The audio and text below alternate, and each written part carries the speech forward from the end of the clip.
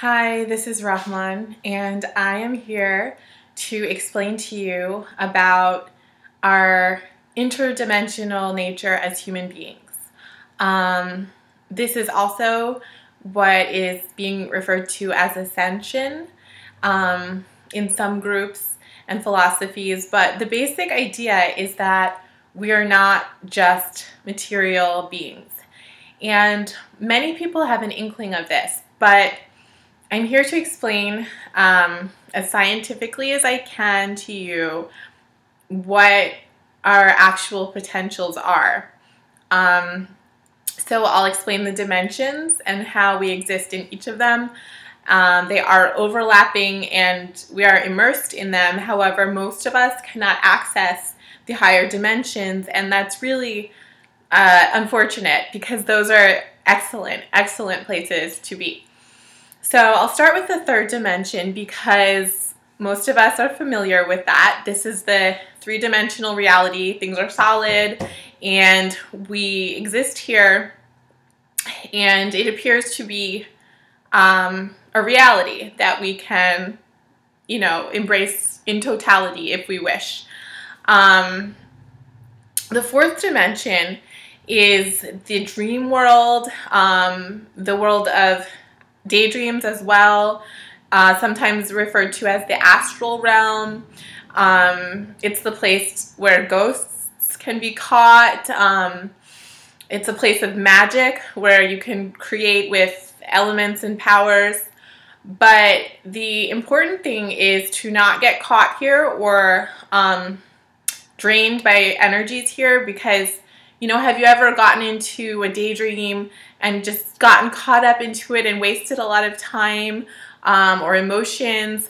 That's the fourth dimension. Nightmares happen here, and that can really drain your energy.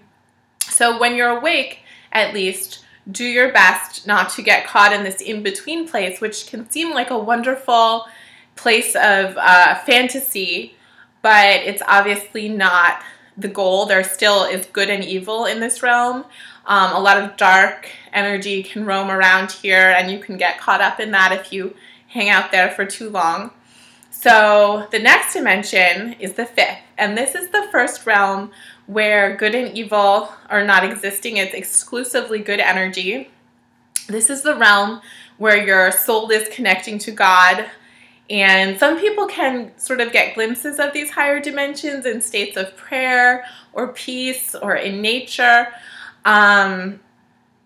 But to actually reside in this dimension takes a lot of work, because we're really used to the ego games and the materialism and the negative emotions of the fourth and third dimensions below us that we're used to existing in. We've been raised in these structures, so we have to sort of make a little effort if we want to go up to the fifth.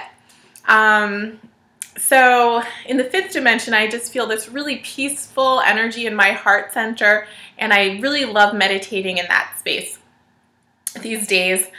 So you feel like you're connected to that divine God power, whatever you want to call it, that wonderful, expansive, peaceful energy of the universe. So I would recommend making an effort to get into the fifth dimension. The sixth dimension is after this, and it's where you are not only connected with the divine source of all, but you're connected with everyone and everything else too, because you come to the place of realizing and feeling and knowing that they are also extensions of that original source energy. And so you're able to be in a state of unity and peace and love, and really feel compassion and empathy to levels you've never felt before, and at the same time know that everything is okay and wonderful in the universe, because you're in a state above the sort of karmic realms where good and evil and bad and terrible things can happen. I mean, that's not reality, actually, once you rise above those dimensions. So I haven't spent a lot of time in the seventh, 8th, 9th, and above dimensions, but from what I understand, the seventh dimension is where you start to understand your unique life purpose, and you're more in touch with that, having been already in touch with your divine source within and with other people, you start to get a sense of what you're here to do and bring to this community on Earth and the greater community of the universe. And cultivating that is a wonderful joy, and I'm sensing some of that in my own work, but I haven't fully resided in that dimension yet. It's a very creative dimension from what I've understood, where things are flowing and synchronicities are happening, and you really feel fulfilled about your existence. So the 8th dimension, from what I understand, is a beautiful place of just giving loving energy to others. And a movie I love, The Celestine Prophecy, has a scene that touches on this. But the point is that we're not here to struggle for energy between each other. We're here to emanate that power that we've found in our 5th dimensional connection with the divine. We're here to emanate that to people when we come into contact with them, and to see the highest version of themselves, their best qualities, their best potentialities. And then that is an 8th dimensional experience, to be in that state where both you are channeling the beautiful divine energy that you are, and the others are benefiting from it as well. The 9th dimension, from what I understand, is the world of saviors, meaning it's where the higher energies are constantly present, like the eternal bodhisattvas in the Eastern traditions, where the Jesus, Christ consciousness is present and available, where the angels and the highest teachers who came are here to support you all the time.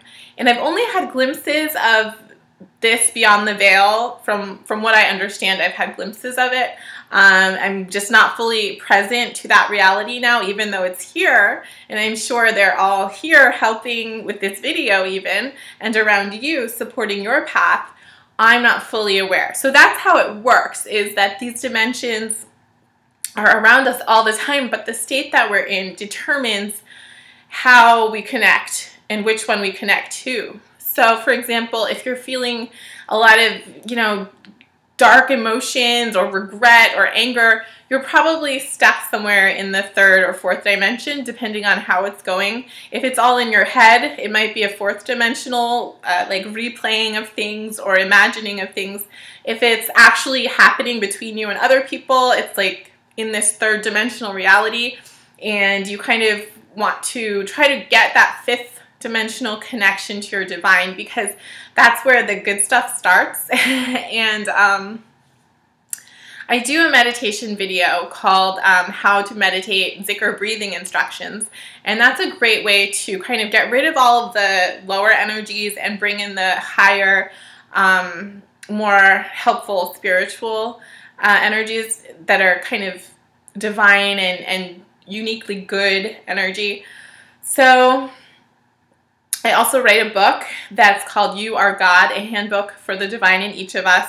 And that's about, again, embodying those divine qualities and energies and feelings in order to ascend or transcend this illusory reality that kind of bogs a lot of us down.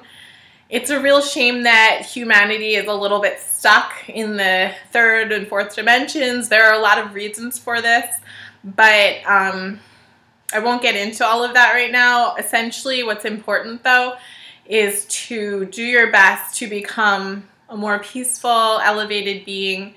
And after that, you'll have more understanding of why this happened and how it's all okay, and how we're all going to a new humanity, which is a humanity that is existing in a higher state in general as the set point. So it's really exciting for me when I think about people interacting with each other who are all in full contact with their divine energy and their source, and who are giving love to each other, and who know why they're here on this earth and aren't distracted by the 3rd dimensional kind of toys and games that we have here to learn from, but that aren't really the point and the purpose.